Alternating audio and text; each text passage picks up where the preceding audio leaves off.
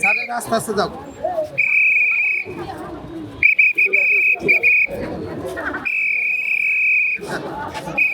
ভাই চাঁদাবাজি মামলায় তো খালাস পেলেন।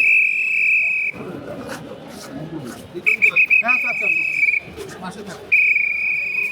বাংলাদেশ আওয়ামী লীগের সাংগঠনিক সম্পাদক বি.এম. মোজাম্মেল হক এই মামলা থেকে খালাস পেয়েছেন। এই মামলার বাদী খলিল রহমান একটি চাঁদাবাজির মামলা করেছিল।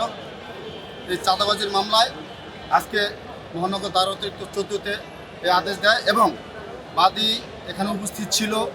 বাদী সাক্ষীর মাধ্যমে বাদী সাক্ষী দিয়েছে যে এই মামলায় বি.এম. মোজাম্মেল হক এই মামলা থেকে খালাস পেলে আমার কোনো আপত্তি নাই, তার বিরুদ্ধে আমার কোনো অভিযোগ নাই।